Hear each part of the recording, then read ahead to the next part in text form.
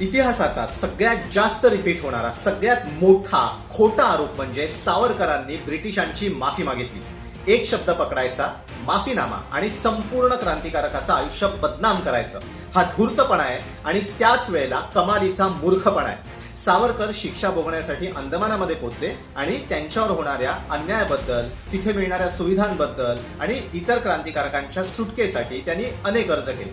बरं, सावरकरांनी स्वतःच्या आत्मवृत्तामध्ये म्हणजे माझी जन्मठेपमध्ये या सगळ्या अर्जांचा स्पष्टपणे उल्लेख केलाय। आता मला सांगा, जर सावरकरांनी माफी मागितली असती तर स्वतःच्या आत्मवृत्तात त्यांनी या अर्जांचा उल्लेख केला असता का?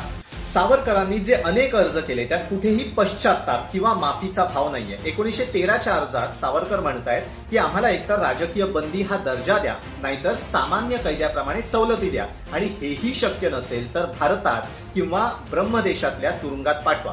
पुढे सावरकर ब्रिटिशांवर अमानवी वागणूक देत असल्याचा आरोप करतायत। आता तुम्ही मला सांगा, माफीच्या अर्जात मागण्या असू शकतात का? बरं, ज्याच्याकडनं माफी हवी आहे त्याच्यावरच आरोप असू शकतात का? कुठल्याही प्रकारे ब्रिटिशांच्या तावडीतनं सुटणं आणि पुन्हा लढा उभारणं हे प्रत्येक क्रांतिकारकाचं कर्तव्य आहे, असं सावरकरांचं मत होतं। सावरकर हे स्वतः बॅरिस्टर होते, त्यामुळे त्यांनी वकिली बाण्याचा वापर करून आपल्या सुटकेसाठी कायद्याच्या चौकटीत प्रयत्न केला। तर मग यात गैर काय? खरं तर सावरकरांनी माफी मागितली नाही याचे शेकडो पुरावे आहेत, पण शेवटी झोपेचं सोंग घेतलेल्यांना उठवणार कसं?